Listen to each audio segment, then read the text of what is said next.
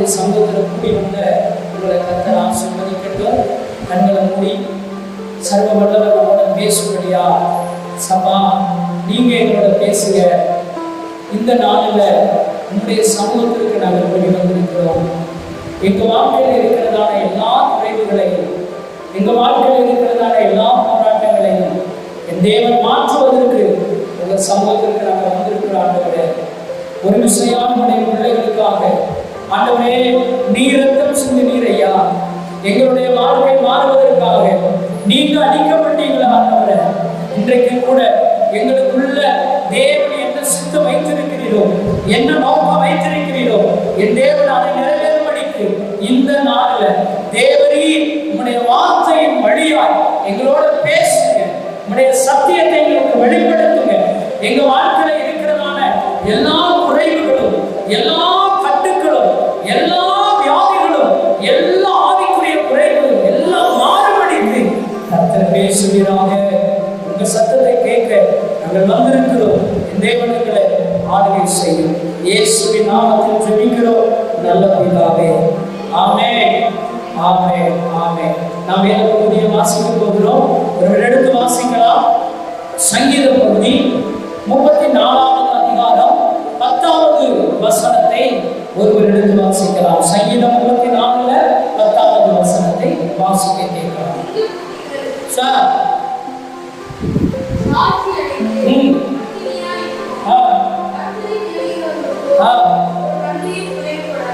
ஆமென். ஹல்லேலூயா சொல்லலாமா? அல்லேலூயா சத்தமா சொல்லலாமா? ஆமென். ஆண்டவருடைய வார்த்தை அழகான வார்த்தை சொல்லப்படுகிறது. சிங்கக்குட்டிகள் தாட்சி அடைந்து பட்டினியாய் கிடக்கும், கர்த்தரை தேடுகிறவர்களுக்கோ ஒரு நன்மையும் குறைவுபடாது. பக்கத்துல கைகளை எடுத்து சொல்லுங்க, உங்களுக்கு ஒரு நன்மையும் குறைவுபடாது. ஆமென். ஆண்டவர் இன்னைக்கு உங்களுக்கு நன்மை செய்ய போகிறார். ஹல்லேலூயா. ஆண்டவர் இன்னைக்கு உங்களுக்கு நன்மையை செய்ய போகிறார். அப்படின்னா என்ன? ஆண்டவர் உங்க இருதயத்தை பார்த்து சொல்றாரு, நீ இதுவரைக்கும் தீமையை அனுபவிச்சிருக்கலாம், இதுவரைக்கும் நீ துக்கத்தை அனுபவிச்சிருக்கலாம், இதுவரைக்கும் நீ மனசுல வேதனை அனுபவிச்சிருக்கலாம், இன்றைக்கு உனக்கு நான் நன்மை செய்ய போகிறேன். ஆமென் சொல்லலாமா? இதுவரைக்கும் இந்த நாள் வரைக்கும், இந்த நிமிஷம் வரைக்கும் நம்முடைய வாழ்க்கையில, நம்மளுடைய குடும்பத்துல, நம்மளுடைய தொழில ஒரு வகையான நன்மைகள் அப்பப்போ ருசிச்சிருந்தாலும் நிரந்தரமான நன்மை இல்லாம இருக்கலாம். இன்றைக்கு கர்த்தர் சொல்லுகிறார், கர்த்தரை தேடுகிறவர்களுக்கோ ஒரு நன்மையும் குறைவுபடாது. ஹல்லேலூயா, ஹல்லேலூயா. எதிலெல்லாம் நம்ம நன்மை எதிர்பார்க்கிறோம்? எதிலெல்லாம் நன்மை எதிர்பார்க்கிறோம்? என் குடும்பத்துல, என் வேலையில, சொல்லுங்க, என் சரீரத்துல, பொருளாதாரத்துல, என்னுடைய ஆவிக்குரிய வாழ்க்கையில. ஆமென். இந்த 5 வகையான காரியங்கள் இல்லையா?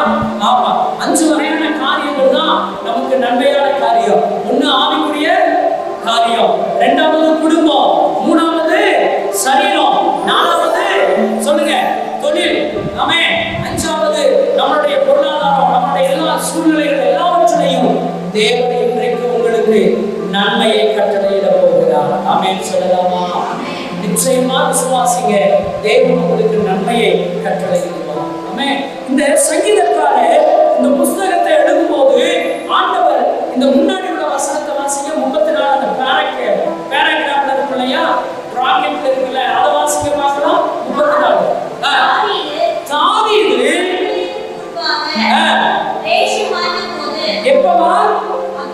அபிமெலேக்குக்கு முன்பதாக தேசம் மாறின போது எப்படியா? துரத்தப்படுகையில். யாரு மூலமா? சங்கீதம் வாசிக்கும் போது எப்போதுமே இந்த மேல இருக்கிற பிராக்கெட்டையும் சேர்த்து என்ன பண்ணுங்க, வாசிச்சு பழங்க. அப்பதான் இந்த சங்கீதத்துல எந்த சூழ்நிலையில அது சொல்லப்படுகிறது, எந்த நேரத்துல சொல்லப்படுகிறது, யார் சொல்லுகிறா, யார் அதை பேசுறா, யாருக்கு எழுதப்படுகிறதுங்கிறத நம்ம என்ன செய்ய முடியும், புரிய முடியும். அப்ப இங்க ஒரு சம்பவத்தை குறித்து சொல்லப்படுகிறது. என்ன சம்பவம் சொல்லப்படுகிறது? அபிமெலேக்கு விரட்டுகிறார், தாவீதை விரட்டுகிறார். எப்படி வேஷமாறி போனானா, தன்னுடைய ராஜ்யத்திலிருந்து அவன் துரத்தப்பட்டான். யார் துரத்தப்பட்டான்? தாவீது துரத்தப்பட்டான். தாவீது துரத்தப்பட்ட உடனே இடம் தேடி அலைகிறான். யாருக்காவது எனக்கு ஒரு இடம் கொடுப்பாங்களா தங்கிக்கிறதுக்கு? யாராவது எனக்கு சப்போர்ட் பண்ணுவாங்களா, யாராவது எனக்கு உதவியா இருப்பார்களான்னு சொல்லி ஒவ்வொரு இடத்துலையும் அவன் தேடி ஓடி போய் ஒளிச்சு கொள்ளுகிறதை நாம் பார்க்கிறோம். அவன் வேஷம் மாறின, எப்படி வேஷம் மாறினான் தெரியுமா? பைத்தியக்காரனை போல வேஷம் மாறினான் என்று சொல்லப்படுகிறது. எச்சிய ஒழுக விட்டு தலை சட்டையெல்லாம் கிழிச்சுக்கிட்டு ரொம்ப தலையெல்லாம் எண்ணெய் தேய்க்காம குளிக்காதது போல வேஷம் மாறி அபிமெலேக்கிடத்துல ஒரு கைதியாய், ஒரு அடிமையை போல ஒரு தஞ்சம் புகுந்தலாம் அப்படின்னு நினைச்சு போனா அங்க அவனுக்கு என்ன இல்ல, அடைக்கலம் இல்ல. அங்க துரத்து விடப்படுகையில் அவன் பாடுகிற சங்கீதம் தான் இந்த 34வது சங்கீதம். அந்த சங்கீதத்துலதான் கர்த்தர் சொல்லுகிறார், தாவீது சொல்லுகிறார், சிங்க குட்டிகள் தாழ்ச்சி அடைந்து பட்டினியாய் கிடக்கும், கர்த்தரை தேடுகிறவர்களுக்கோ ஒரு நன்மையும் குறைவுபடாது. அல்லேலூயா. இன்னைக்கு கர்த்தரை தேடி வந்திருக்கிற உங்க வாழ்க்கையிலையும் கூட உதவியற்றவர்களாய், பலனற்றவர்களாய், சோர்ந்து போய் கடனாக கண்ணீரோடு வியாதியோடு நீங்க இருந்தீங்கன்னா இன்றைக்கு கர்த்தர் சொல்லுகிறார், சிங்கக்குட்டி தாழ்ச்சி அடைந்து பட்டினியாய் கிடக்கும், கர்த்தரை தேடி வந்த உங்களுக்கு ஒரு நன்மையும் குறைவுபடாது. அல்லேலூயா. விசுவாசிக்கிறவங்க சத்தமா ஆமென் சொல்லலாமா? ஆமென். வார்த்தையை விசுவாசிக்க விசுவாசிக்க விசுவாசிக்க நம்ம வாழ்க்கையில கர்த்தர் கிரியை செய்ய வல்லவரா இருக்கிறார். ஆமென். இந்த பேசுகிற வார்த்தை என்னுடைய வார்த்தை அல்ல, தாவீதுடைய வார்த்தை அல்ல, மனுஷனுடைய வார்த்தை அல்ல, கர்த்தருடைய வார்த்தை, மனுஷன் மூலமாய் பேசப்படுகிற வார்த்தை. ஆமென். அப்ப அந்த வார்த்தையை எனக்குன்னு சொல்லி நீங்க சுதந்திரிக்கும் போது தேவன் அப்படியே உங்களுக்கு சொந்தமாய் மாற்றுகிறார். அல்லேலூயா சொல்லலாமா? இந்த வசனத்தை மீண்டும் சொல்லலாமா? சிங்க குட்டிகள் தாழ்ச்சி அடைந்து பட்டினியாய் கிடக்கும், கர்த்தரை தேடுகிற எனக்கோ ஒரு நன்மையும் குறைவுபடாது. உங்க வாழ்க்கையில தேவனை தேடுகிற வாழ்க்கை ஒவ்வொருவருடைய வாழ்க்கையிலையும் ஒரு நன்மையும் குறைவுபடாது. நான் சொன்னேன் ஒரு 5 காரியத்துல, ஆவிக்குரிய வாழ்க்கை, குடும்ப வாழ்க்கை, சரீரத்துல, பொருளாதாரத்துல தேவன் நிச்சயமா உங்களுக்கு நன்மையை இந்த நாளில் கட்டளையிடப்பட போகிறது. ஆமென் சொல்லலாமா? கவலைப்பட வேண்டாம். இதுவரைக்கும் கொஞ்சம் வருத்தமா தான் இருந்திருக்கும். தாவீதை போல விரட்டி அடிக்கப்பட்ட சூழ்நிலையா கூட நமக்கு இருந்திருக்கலாம். யாராவது ஒருவர் நமக்கு உதவி செய்வார்கள் என்றதான தாவீதை போல தேடி போனவர்களா கூட நம்ம இருக்கலாம். பணத்துக்காக, கடனுக்காக, சரீரத்தின் நலனுக்காக, நம்முடைய குடும்ப தேவைக்காக, பிள்ளைகளின் படிப்புக்காக, இதுவரைக்கும் நம்ம மனுஷனை நம்பி எப்படி அபிமெலேக்கை தேடி தாவீது போனானோ அது போல இருந்திருக்கலாம். ஆனா ஆண்டவர் சொல்றாரு, இனி மனிதனை நம்பாதே, கர்த்தரையோ நம்புகிறவனுக்கு கர்த்தர் சொல்லுகிறார் ஒரு நன்மையும் குறைவுபடாது. அல்லேலூயா. ஒரு சம்பவத்தை வேதத்திலிருந்து உங்களுக்கு நான் சொல்ல போகிறேன். ஒரு சம்பவத்தை வேதத்திலிருந்து உங்களுக்கு நான் சொல்ல போறேன். அந்த சம்பவம் உங்க வாழ்க்கையில தேவன் ஒரு மாற்றத்தை கட்டளையிட போகிறார். அல்லேலூயா சொல்லலாமா? வாசிக்க போகிறோம் ரூத்தின் சரித்திர புத்தகம். வாசிக்கலாம். ரூத்தின் சரித்திர புத்தகத்தை நாம் வாசிக்க போகிறோம். 1ஆம் அதிகாரம் 1வது வசனத்தை நாம் வாசிக்கலாம். 1ஆம் அதிகாரம் 1வது வசனத்தை ஒருவர் வாசிக்கலாம். நியாயாதிபதிகள் நியாயம் விசாரித்து வரும் தேசத்திலே பஞ்சம் உண்டாயிற்று. அப்பொழுது யூதாவில் உள்ள வசனத்தை கவனிக்கும் போது அந்த ஊர் யாரு, ஆண் யாருங்கிறது தெளிவா நீங்க மனசுல புரிஞ்சுக்கிறோம். அப்பதான் ஈஸியா பைபிளை வாசிக்க முடியும். சம்பவம் என்னங்கிறதையும் தெரிஞ்சுக்கிறோம். அங்க வசனம் சொல்லுகிறது, நியாயாதிபதிகள் நியாயம் விசாரிக்கும் போது, நியாயாதிபதிகள் நியாயம் விசாரிக்கும் போது, யாரெல்லாம் ஞாபகம் இருக்குதா? நியாயாதிபதிகள் யாராவது ஒரு பேர், 2 பேர் ஏதாவது ஞாபகம் இருக்கா உங்களுக்கு? சொல்லுங்க, யாரெல்லாம் ஞாபகம் இருக்கு? கிதியோன், சிம்சோன், அப்புறம் வேற நியாயாதிபதிகள் சொல்லுங்க, பாராக்கு, தெபோரா, எப்தா. சோ இவர்கள் நியாயாதிபதிகள். அந்த நியாயாதிபதிகளின் காலங்களில் வேதத்துல பல காலங்கள் உண்டு. ஆதி காலம், தூதர்களின் காலம் உண்டு. வேதத்துல தூதர்கள் மாத்திரம் வாழ்ந்த காலம் உண்டு. அதற்கு பிறகு கடவுள் கிருபையின் காலத்தை படைச்சு பூமியில மனிதனை உண்டாக்கினார். ஆதாம், ஏவாள். அதற்கு கடவுள் ஒருவரே தலைவராக என்ன செஞ்சாரு? இருந்தாரு. அதற்கு பிறகு ஆதி பிதாக்களின் காலம் என்று சொல்லப்படுகிறது. ஆதி பிதாக்களின் காலம் ஆபிரகாம், ஈசாக்கு, யாக்கோபு, யோசேப்பு, இவர்கள் ஆதி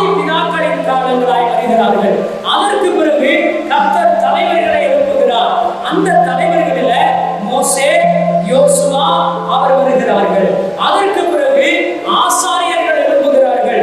ஆரோனுடைய பிள்ளைகள், ஏலியுடைய பிள்ளைகள், இப்படி வம்சமா வருகிறது. அதற்கு பிறகு கர்த்தர் ராஜாக்களின் காலங்களையும் நியாயாதிபதிகளின் காலங்களாகவும் தீர்க்கதரிசிகளையும் கடவுள் எழுப்புகிறார். ஆமென். அதுல முதலும் கடைசியுமாய் இருந்த நியாயாதிபதியும் தீர்க்கதரிசியுமாய் இருக்கிறவர் யார் சொல்லப்படுகிறோம்னா சாமுவேலை சொல்லுகிறோம். இந்த சாமுவேலும் அவருக்கு பிறகு முதல் ராஜாவை அவர் அபிஷேகம் பண்ணுகிறார், சவுலை அபிஷேகம் பண்ணுகிறார். ஆமென். இந்த ராஜாக்களின் காலத்திற்கும் தலைவர்களின் காலத்திற்கும் இடைப்பட்ட காலம்தான் நியாயாதிபதிகளின் காலம். ஆமென். இந்த நியாயாதிபதிகளின் காலத்துல ஒரு குடும்பத்தை குறித்து வேதம் எழுதி வைத்திருக்கிறது. அந்த குடும்பம் யார் என்று பார்த்தோமானால் பெத்லகேம் என்ற ஊரில் வாழ்ந்த ஒரு குடும்பம். எந்த ஊர்ல வாழ்ந்தார்களா? பெத்லகேம் என்கிற ஊரில் வாழுகிற ஒரு குடும்பம். அந்த குடும்பம் பஞ்சம் பிழைப்பதற்காக ஊரு விட்டு ஊரு போகிறார்கள். எங்க போறாங்கன்னா வசனம் சொல்லுகிறது, பெத்லகேம் ஊரானாகிய ஒரு மனுஷன் தன் மனைவியோடு 2 குமாரரோடு மோவாப் தேசத்திற்கு என்ன செஞ்சாங்க? போனார்கள். அல்லேலூயா சொல்லலாமா? ஒரு குடும்பம், அவர்கள் பெயரை இன்னும் சொல்லப்படல, நமக்கு நல்லா தெரியும். பெத்லகேம் கடவுள் வாழ்ந்த இடம், கடவுள் ஆசீர்வதிக்கப்பட்ட பூமி, வாக்குத்தத்தம் பண்ணப்பட்ட பூமி, வாக்குத்தத்தம் கொடுத்த பூமி. அந்த பூமியில பஞ்சம் உண்டானது, அந்த பூமி வறண்டு போனது, அந்த பூமியில செழிப்பு இல்லை, அந்த பூமி ஒண்ணுமே இல்லைன்னு சொல்லப்பட்ட சூழ்நிலையில கடவுள் அவர்கள் வாழ்க்கையில பஞ்சத்தை அனுப்பினார். அதற்கு ஒரு காரியம் உண்டு. ஏற்கனவே நியாயாதிபதிகள் காலத்துல கடவுளை விற்று அவர்கள் தூரம் போனார்கள் என்று சொல்லப்படுகிறது. நியாயாதிபதிகள் காலத்துல கடவுளை விற்றவர்கள் தூரம் போனார்கள், கடவுள் மறந்தார், கடவுளை அவர்கள் மறந்தார்கள். ஆகையினால் பஞ்சம் உண்டானது. அல்லேலூயா சொல்லலாமா? சரி, இந்த பஞ்சம் உண்டான போது ஒரு குடும்பம், இந்த தேசத்துல நம்ம பிழைக்க வழி இல்லை, இனிமே நமக்கு வாழ்வதற்கு ஒன்றும் கிடையாதுன்னு சொல்லி மோவாப் என்கிற புற தேசத்திற்கு பெயர்ந்து போனார்கள். கிராமத்தில் இருக்கிற நம்மெல்லாம் அப்படித்தானே பிழைக்கிறதுக்காக வர்றோம் இல்லையா? 12வது படிச்சு முடிச்ச உடனே காலேஜ் படிக்கிறதுக்கு நமக்கு வழி இல்லை. அதனாலதான் கோயம்புத்தூருக்கு வேலைக்காக நான் வந்தேன். காலேஜ் படிக்க ஃபீஸ் கட்டுறதுக்கு நமக்கு என்ன இல்லை, வழி இல்லை. ஆகையினால கோயம்புத்தூருக்கு பஞ்சம் உழைக்கிறதுக்காகத்தான் நம்ம என்ன செஞ்சோம், வந்தோம். ஆனா ஆண்டவர் கர்த்தர் படிக்க வச்சார். அப்படின்னு சொல்லலாமா? காலேஜ் படிக்க வச்சார். அவர் கிருபையினால காலேஜ் முடிச்சோம். ஆண்டவர் அப்படி நம்மளுக்கு ஒரு தொழிலை தந்தார், உங்களுக்கு ஒரு வேலையை கொடுத்தார், உங்களுக்கு ஏதோ ஒரு வருமானத்தை கொடுத்தார். ஏதோ ஒரு ஊர்ல இருந்து, ஏதோ ஒரு ஊர்ல வந்து பஞ்சம் உழைக்கிறதுக்காக வந்த அந்த குடும்பத்தை எப்படி அவர்கள் வாழ்ந்தார்கள் என்பதை அந்த சம்பவம் சொல்ல வைத்திருக்கிறது. ஒரு வார்த்தையை நம்ம வாசிக்க போகிறோம். வாசிக்கலாம். அங்கே என்ன நடந்தது என்று சொல்லப்படுகிறத நம்ம வாசிக்கிறோம். 4வது வசனத்தை வாசிங்க. ஓகே, 2வது வசனத்தை வாசிக்கலாம். 2வது வசனத்தை வாசித்து 4வது வசனம் வாசிக்கலாம். அந்த மனுஷர் பேர் எலிமெலேக்கு, மனைவியின் பேர் நகோமி, மக்களோ கிளியோன். இந்த 4 பேரு, இந்த 4 பேரும் தான் பெத்லகேமிலிருந்து எங்க வர்றாங்க? மோவாப் தேசத்திற்கு வர்றாங்க. மோவாப் தேசத்திற்கு வந்து உழைச்சது மாத்திரமல்ல, 4வது வசனம் சொல்லப்படுகிறது, 2 மகன்களுக்கும் அங்கே பெண் எடுக்கிறார்கள். அங்க 2 பேருக்கு என்ன செய்றாங்க? பெண் எடுக்கிறாங்க. ஒருத்தி பெயர் ஓர்பா, மற்றொரு பெயர் ரூத். அல்லேலூயா சொல்லலாமா? ஆமென். இந்த பெயரை ஞாபகம் வச்சுக்கோங்க. இப்ப ஆண்டவர் இங்க என்ன நமக்கு கற்றுக் கொடுக்க விரும்புகிறார்? இப்ப நம்ம என்ன நினைக்கிறோம்னா, இங்க தாவீது ஒரு காரியத்தை சொல்றாரு, நான் மனுஷனை தேடி போனேன், அங்கேயும் அவன் என்னை விரட்டி விட்டுட்டான், இப்ப கர்த்தரை நான் தேடுகிறவனுக்கோ ஒரு நன்மை குறைபடாதுன்னு சொல்றோம். ஆனா இவர்களோ பெத்லகேமை விட்டுவிட்டு மோவாப் என்கிற பாவப்பட்ட ஜனங்களை தேடி போறாங்க. அங்கே ஒரு வகையான ஒரு உழைப்பதற்கு ஏற்ற ஒரு வாழ்க்கை நடக்குது. நாட்கள் நடக்கிறது மாத்திரமல்ல, பிள்ளைகளுக்கும் திருமணமானது. ஆமென் சொல்லலாமா? சில நேரத்தில் நம்ம நினைப்போம்ல, அப்பப்போ சின்ன சின்ன தேவை சந்திக்கப்பட்டுச்சுனாவே அப்பா நம்ம நல்லா இருக்கிறோம், போதும், நம்ம பிள்ளைக்கு கல்யாணம் பண்ணி கொடுத்துட்டோம், நம்ம நல்லா இருக்கிறோம், நம்ம ஆசீர்வாதமா இருக்கிறோம், போதும் அப்படின்னு நினைக்கிறோம்ல, அதெல்லாம் ஆசீர்வாதம். இவர்களும் அப்படிதான் ஒருவேளை நினைச்சிருந்தாலும் நினைச்சிருக்க நினைச்சிருந்திருக்கலாம், ஓகே நமக்கு இனிமே பெத்லகேமுக்கு என்ன செய்ய வேண்டாம், போக வேண்டாம், இந்த மோவாபே நமக்கு நல்லா இருக்குது, நல்ல வருமானம் இருக்குது. இன்னொன்னு சொல்ல போனா மோவாபின் ஸ்திரீகள் இந்த பெத்லகேம் ஊரானாகிய இந்த இருவரையும் திருமணம் பண்ணி இருக்கிறாங்க. அப்போ திருமணம் பண்ணணும்னா அதுக்கேற்ற வருமானம் அவர்களுக்கு என்ன பண்ணி இருக்கணும், வந்திருக்கணும். அப்போ போதும் என்கிற நிலைமையில தான் இவங்க என்ன செஞ்சிருக்கிறாங்க, குடியிருக்கிறார்கள். என்ன நடந்துச்சுன்னா கொஞ்ச நாள் போகுது, நல்ல கணவன் மனைவி சந்தோஷமா இருக்கிறாங்க, பிள்ளைகள் சந்தோஷமா இருக்கிறாங்க, இந்த நகோமி சந்தோஷமா இருக்கிறாங்க, இந்த அவருடைய வீட்டுக்காரரு எலிமெலேக்கு நல்லா சந்தோஷமா இருக்கிறாரு. கொஞ்ச நாள் போன உடனே 5ஆம் அதிகாரத்துல ஒரு காரியத்தை சொல்லப்படுகிறது, வாசிங்க.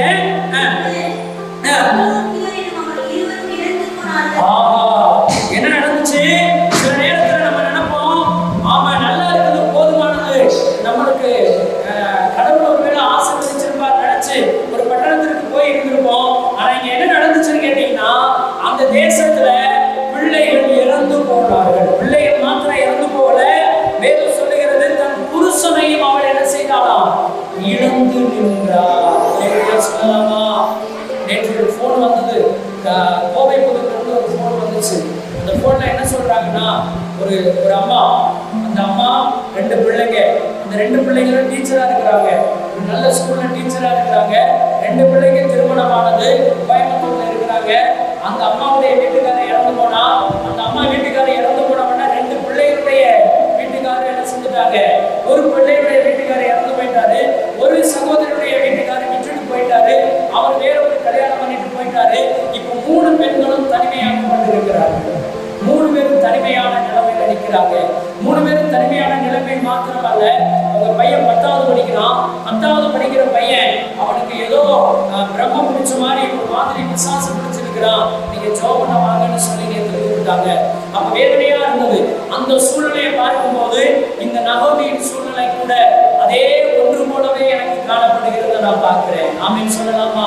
ஒருவேளை அப்பப்ப நம்ம வாழ்க்கையில கொஞ்சம் கொஞ்சம் நன்மை நினைச்சு நடந்துட்டு இருந்துச்சு, கொஞ்சம் கொஞ்சம் கொஞ்சம் கொஞ்சம் உதவி அப்பப்ப வந்துட்டு இருந்துச்சு.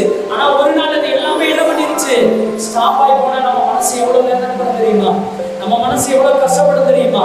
நல்ல தொழில் வரும், நல்ல வேலை வந்துகிட்டே இருக்கும், நல்ல பிசினஸ் போயிட்டே இருக்கும். திடீர்னு ஒரு நாள் அது எல்லாம் நம்மளை வச்சு என்ன பண்ணிடும், விட்டுட்டு போனா நம்ம நிலைமை எப்படி இருக்கும், அதே நிலைமையில தான் அந்த நகோமி இருக்கிறாங்க. நகோமியும் அதே சூழ்நிலையில தான் இருக்கிறாங்க. இப்ப கைவிடப்பட்ட நிலைமையில இருக்கிறாங்க. ஒருவேளை பஞ்சத்துல கூட என் ஊர்ல இருந்திருந்தா என் பசங்க 2 பேரும் செத்திருக்க மாட்டாங்க. ஒருவேளை என் ஊர்ல இருந்திருந்தா என் வீட்டுக்காரி இறந்திருக்க மாட்டாங்க கூட அந்த அம்மா என்ன பண்ணிருக்கலாம், அழுது இருக்கலாம். யோசிச்சு பாருங்களேன், இந்த கள்ளக்குறிச்சியில நடந்த சம்பவத்தை கூட யோசிச்சு பாருங்க. ஒரு சின்ன குழந்தைக்கு அம்மாவும் இல்லை அப்பாவும் இல்லை. அது அந்த இடத்துல அந்த வீடியோ பார்க்கும்போது கண் கலங்குது. சின்ன குழந்தை, 4 வயசு தான் இருக்குன்னு நினைக்கிறேன். அந்த குணத்துல அடிச்சு அந்த பிள்ளை அழுகுது, வேதனையா இருக்குது. எந்திரிக்கப்பா எந்திரிக்கப்பா எந்திரிக்கப்பான்னு சொல்லி வேதனையா அழுகுது. எத்தனை பேருடைய குடும்பத்துல இப்படிப்பட்ட சூழ்நிலை, உங்க வாழ்க்கையில ஒருவேளை அப்படிப்பட்ட சூழ்நிலை இருந்தாலும் சரி, தேவன் சொல்லுகிறார், நீ கர்த்தரை தேடு. மனிதன் ஒருவேளை நம்மளை கைவிட்டு போகலாம், மனிதன் ஒருவேளை நம்மளை விட்டுட்டு போயிடலாம், பொருளாதாரத்தை நம்பினாலும் அது ஒரு நாள் நம்மளை விட்டுட்டு போகும். ஆனா கர்த்தரை தேடுகிறவர்களுக்கோ ஒரு நன்மையும் குறைவுபடாது. அல்லேலூயா சொல்லலாமா? ஒருவேளை இவர்கள் தவிக்கப்பட்டவர்களாய் இருந்தார்கள், இப்ப இவர்களுடைய வாழ்க்கை கேள்விக்குறியாய் மாறுகிறது. ஆமென். இந்த நபருடைய வாழ்க்கை கேள்விக்குறியா மாறுகிறது. என்ன செய்தாலா? வேதத்தை வாசிக்கும் போது அங்கே ஒரு காரியத்தை குறித்து சொல்லப்படுகிறத நம்ம வாசிக்கிறோம். வாசிக்கலாமா? 9வது வசனத்தை வாசிக்கலாம். 9வது வசனத்தை நம்ம வாசிக்கலாமா?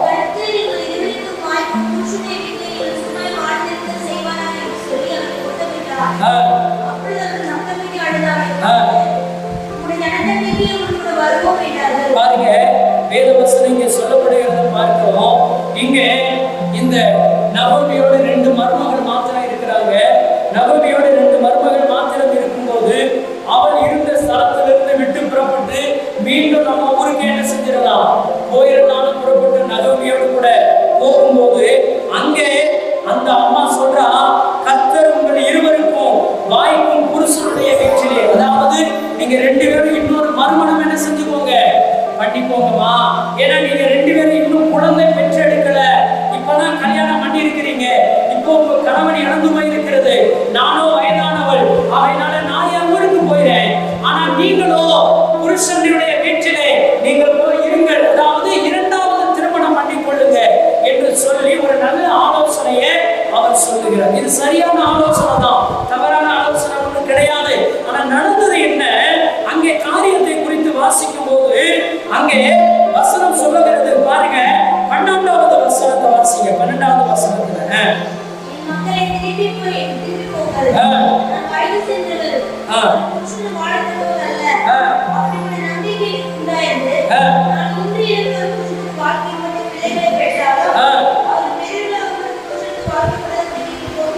அந்த வசனம் சொல்லுகிறது, அம்மா இனிமே எனக்கு குழந்தை பிறக்க போறது இல்லை, இனிமே நான் கல்யாணம் பண்ண முடியாது, ஆகையினால நீங்க திருமணம் பண்ணி நல்லா இருங்க அப்படின்னு சொல்லிட்டு அவர்கள் அழுதார்களாம், சத்தமிட்டு அழுதார்களாம். ஐயோ நான் விட்டுட்டு போகல, நான் உங்களை விட்டுட்டு போக மாட்டேன்னு சொல்லி சத்தமிட்டு அழுதார்களாம். ரெண்டு பேருமே கம்பல் பண்ணி நகோமி சொல்லுகிறார்.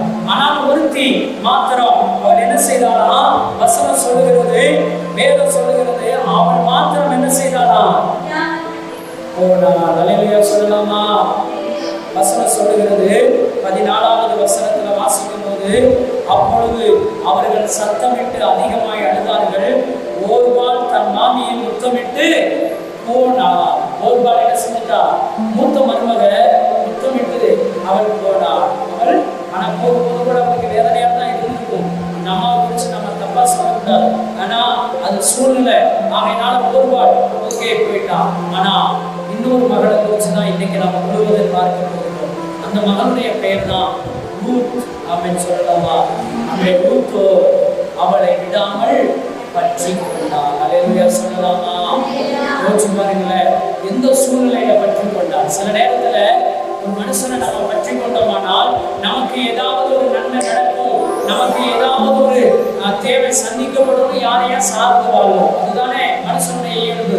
ஆனா இங்கே தனி மரமா பட்டு போன மரமா இருந்த நகோமிய சார்ந்து வாழுகிறாள் அப்படின்னு சொல்லலாமா? அவ என்ன அவளுடைய மனசுல நினைச்சிட்டு இருந்துச்சுன்னு தெரியாது. ஒருவேளை இன்னைக்கு உங்க சூழ்நிலை அப்படிதான் இருக்கலாம். பட்டு போன மரத்தை போல, காய்ச்சி போன வாழ்க்கையை போல, வறண்ட நிலத்தை போல, ஒருவேளை நீங்க செய்கிற காரியங்கள் வாய்க்காம போனலாம், குடும்பத்துக்குள்ள ஒரு சந்தோஷம் இல்லாம இருக்கலாம், தொழில ஒரு வளர்ச்சி வராம இருக்கலாம். ஆனா இந்த சூழ்நிலையில நீங்கள் தேவனை விடாது இருக்கிறீர்கள். அல்லேலூயா சொல்லலாமா? ஒருத்தர் சொல்றத பார்த்தா இல்ல பாஸ்டர், நீங்க சொல்ற மாதிரிலாம் நான் தேவனை என்ன செய்யலைங்க சொல்லுங்க, அப்படிதான் நான் தேவனை பற்றிலாம் போட முடியலைங்க அப்படிங்கிற மாதிரி இருக்குது. ஆமாவா இல்லையா? என்ன இல்ல? என்ன இல்ல? பற்றி கொண்டீர்களா பற்றி கொள்ளலையா? ஆமென் சொல்லலாமா? அந்த சூழ்நிலையில நீங்க தேவ சமூகத்துக்கு வந்திருக்கிறீங்க இல்லையா? ஆண்டவருக்குள்ள சொல்லுகிறார், கர்த்தரை நம்புகிறவர்களுக்கோ ஒரு நன்மையும் குறைவு விடாது. அவள் சொல்லுகிற ஸ்டேட்மெண்ட்டை வாசிக்கலாமா? அந்த ரூத்துடைய ஸ்டேட்மெண்ட்டை பாருங்க. சூழ்நிலை வறட்சி, சூழ்நிலை வறண்டு போச்சு, சூழ்நிலை ஒண்ணுமே இல்ல, வழி இல்ல. இன்னொரு காரியம், இனிமே நகோமி தான் ஊருக்கு போக போறா, அங்கே சூழ்நிலை எப்படி இருக்குதுன்னு தெரியாது. அப்படிப்பட்ட சூழ்நிலையில ரூத்து பற்றி கொண்டு ஒரு காரியத்தை அவள் சொல்லுகிறார். வாசிங்க 14வது வசனத்தை குறித்து. அதற்கு நான் உம்மை பின்பற்றாமல் உம்மை விட்டு பிரிந்து போவதை குறித்து வசனம் சொல்லுகிறது, நீங்க எங்க போவீங்களோ அங்கே நான் வருகிறேன். நீங்க பெத்லகேம்ல போய் வீடு இல்ல, அத்திமரத்தின் நிழல்ல தங்கினாலும் நான் என்ன செய்றேன்? தங்குவேன், அங்கேயே தங்குவேன். உங்க குடும்பம் என் குடும்பம், உங்க தேவன் என் தேவன். இவர் 2 காரியம், 4 காரியம் சொல்லப்படுகிறது. இதுல 2 காரியம் ஏற்றுக்கொள்ளக்கூடிய காரியம், ஆனா 2 காரியம் ஏற்றுக்கொள்ள முடியாத காரியம். 4 காரியம் என்ன காரியம் சொல்லுங்க? நீங்க எங்க போவீங்களோ அங்கே நான் வருவேன். அந்த அம்மா எங்க போறாங்க? பெத்லகேம் போறாங்க. ரைட்டா? நீங்க எங்க தங்குவீங்களோ நான் என்ன செய்றேன்? அங்கே தங்குவேன்.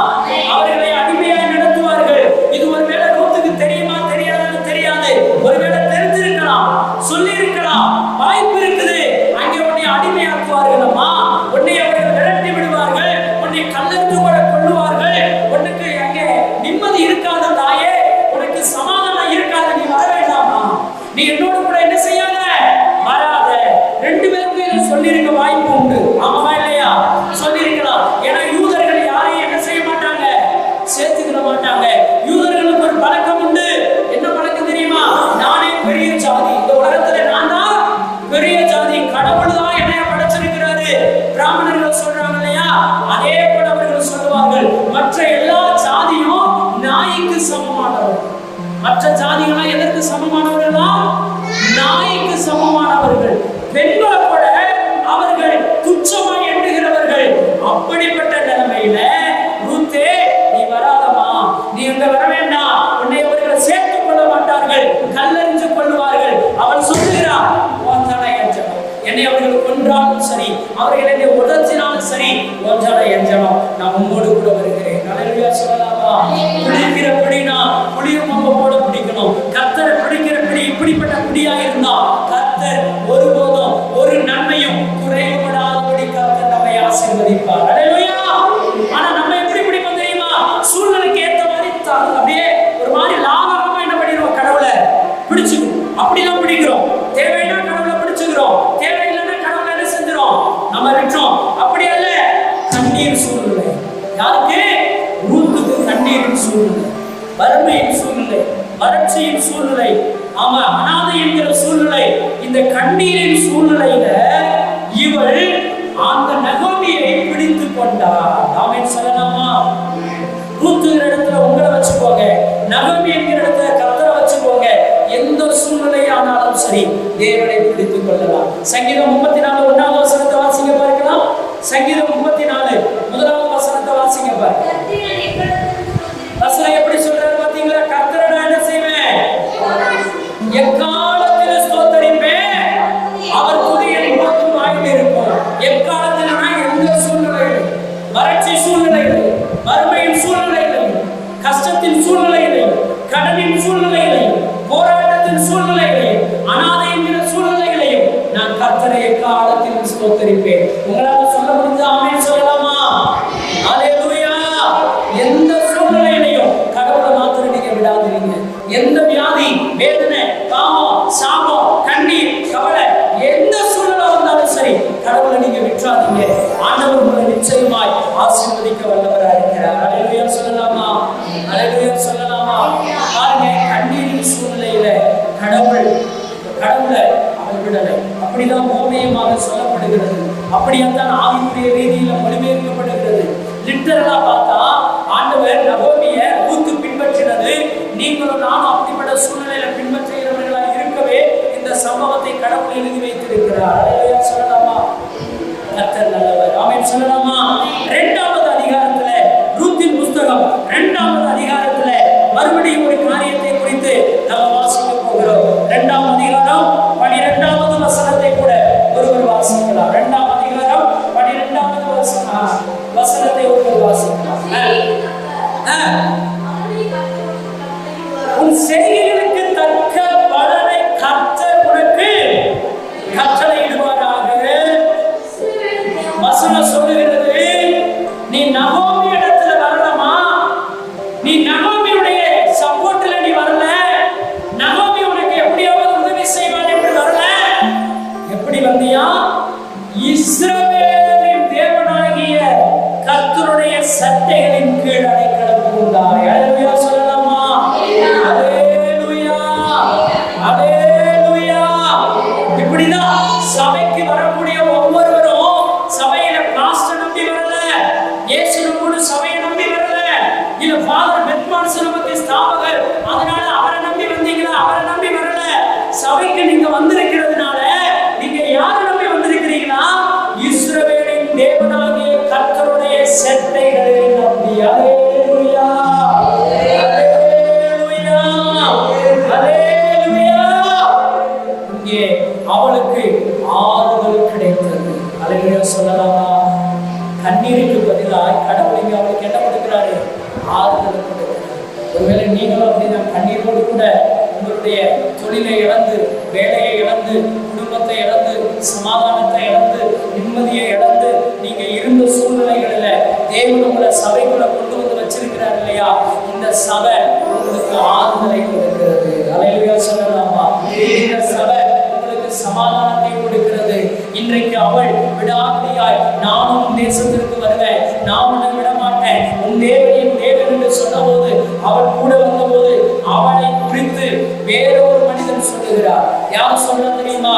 போவாஸ் என்கிற ஒரு அதிபதி சொல்லுகிறார், நீ நகோமியை நம்பி வரல, பாஸ்டரை நம்பி வரல, சபையை நம்பி வரல, இஸ்ரவேலின் தேவனை நம்பி வந்திருக்கிறபடி உனக்கு அவருடைய செட்டைகளின் கீழே உனக்கு ஒரு மறைவிடம் உண்டாயிருக்கிறது.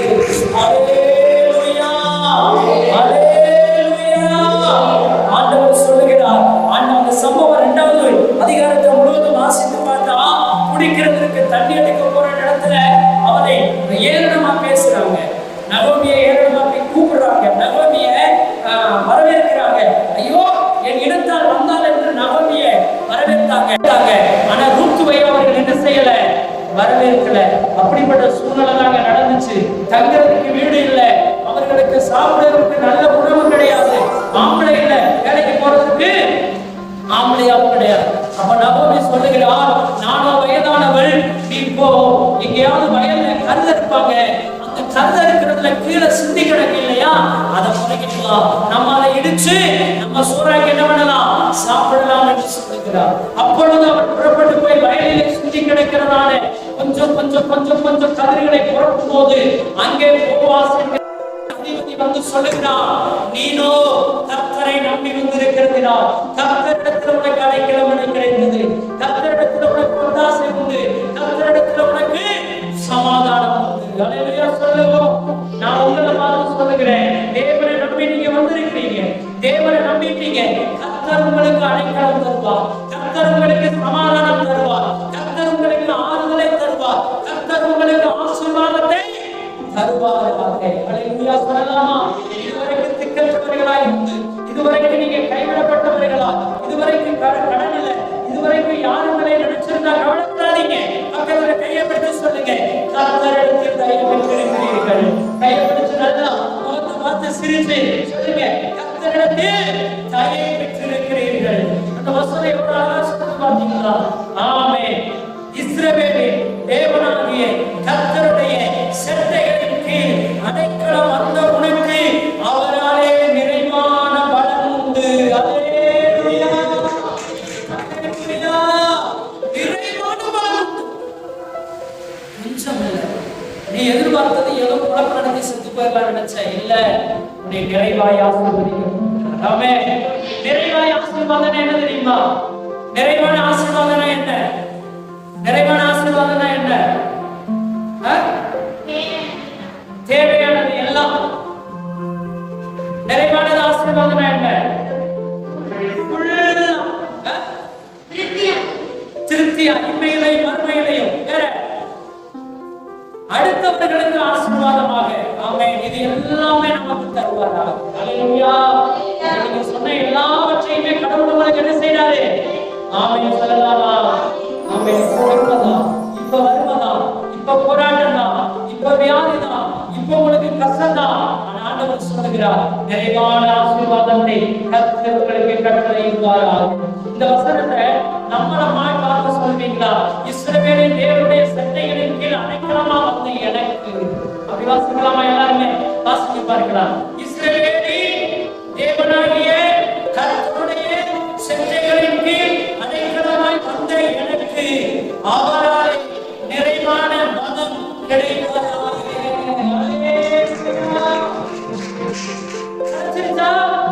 கிடைக்கல, ஆறுதல் உண்டாகும். ஆமென் சொல்லலாமா? இப்போ உங்களுக்கு இந்த வசனத்தை நான் திரும்ப ஏன் சொல்ல கொடுத்தேன்னா, உங்க மனசு இப்ப எப்படி இருக்குது?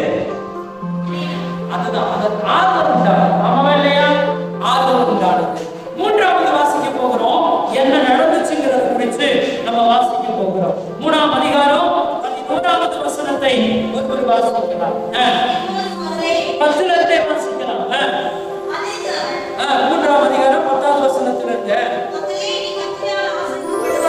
மகளே, நீ கர்த்தரால் ஆசீர்வதிக்கப்படுவாயாக, நீ தரித்திரமும் ஐஸ்வர்யமுமான வாலிபர்களின் பிறகு போகாததினால், வசனம் சொல்லுகிறது, முந்தின நற்குணத்தை பார்க்கிறோம். ஆமென் சொல்லலாமா? சொல்லலாமா? ஏன் இந்த வார்த்தையில் சொல்லப்படுகிறதுனா, நீ ஆரம்ப நாட்களில் உன் கஷ்டத்துல, உன் வறுமையில, உன் வேதனையில கடவுளை தேடி வந்த, விடாவிடியா பிடிச்சிருந்த நாட்கள் போக போக போக போக உனக்கு ஆறுதல் மட்டும்தான் இருந்தது. உனக்கு இன்னும் ஆசீர்வாதம் கிடைக்கல. நீ ஆசீர்வாதம் வரலையே பார்த்து குறுக்கு வழியில என்ன செய்யல, நீ ஒன்னும் சம்பாதிக்கல. குறுக்கு வழியில எதையாவது செஞ்சு சம்பாதிச்சிடலாம், எப்படியாவது ஆசீர்வாதம் பெற்றுக்கொள்ளலாம். வாலிபர் பின்னாடி நீ போகல, பணக்காரர் பின்னாடி நீ போகல, நீ முன்னாடி இருந்த நற்குணத்தை பார்க்க